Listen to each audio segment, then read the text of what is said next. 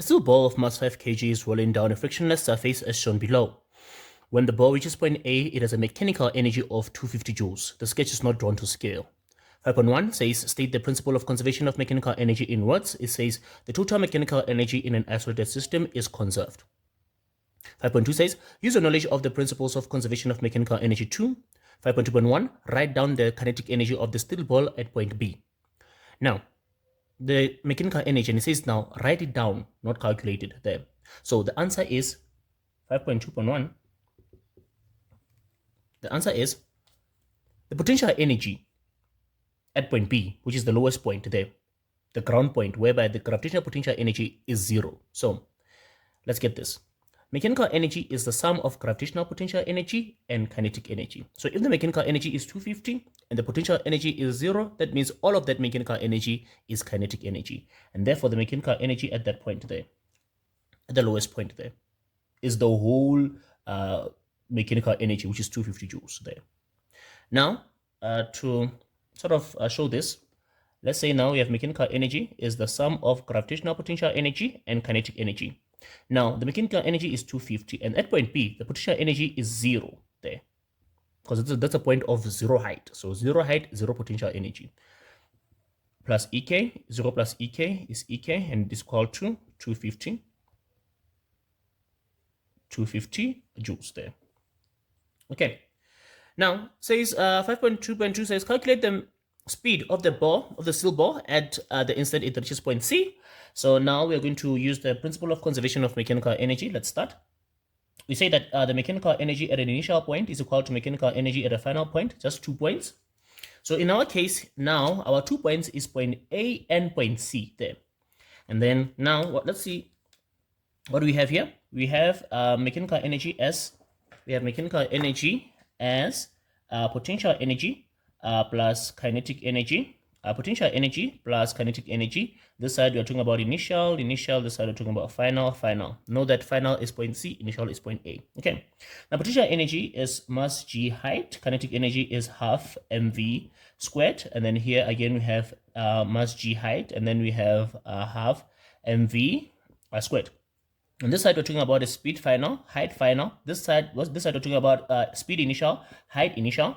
And then now let's look at point C. Point C, the height here is 5, and the speed at point C is what we're trying to calculate there. All right. But when you look at initial point A, you can see that we don't have height. We don't even have the speed there at point A there.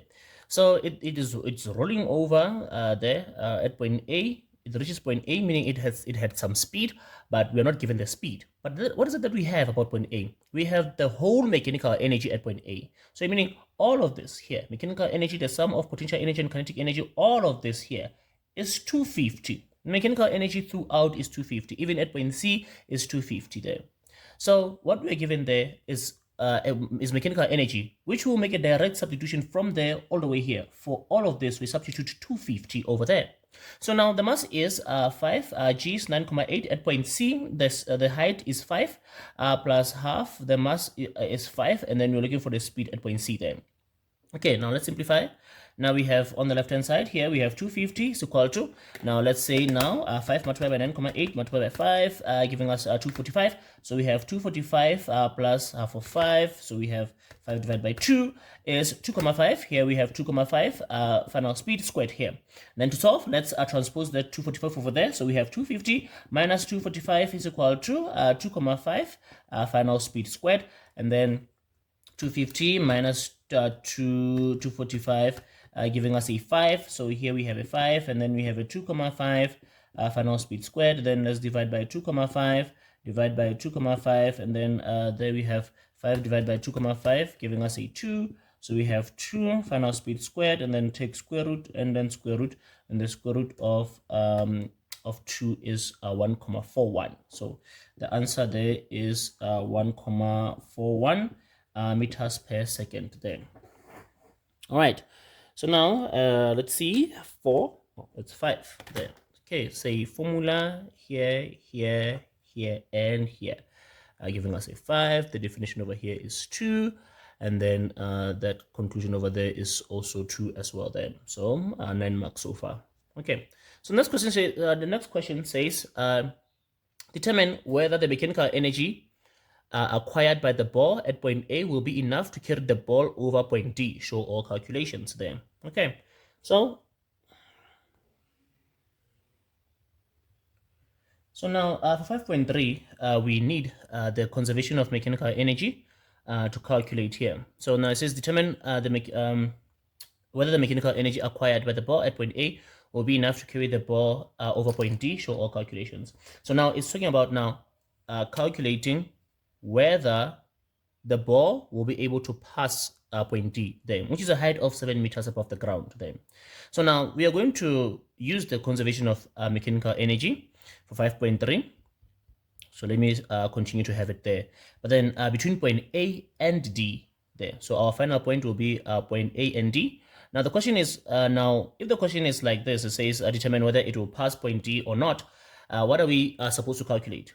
So we have to calculate whether the height there at the maximum height. What we're trying to calculate actually is how much is the maximum height. Maximum height. Now what is maximum height? Maximum height is the height where the speed is 0 there, where the ball now starts to come back there. It will roll, and then when it is out of kinetic energy and start to roll back, when the speed is 0 there. So it means we are going to calculate the height at point D when we are going to calculate the final height when the speed is 0 there. So let's go. Now once again, the mechanical energy is still here. All of the mechanical energy over here is still 250 over here. And the right substitution like that.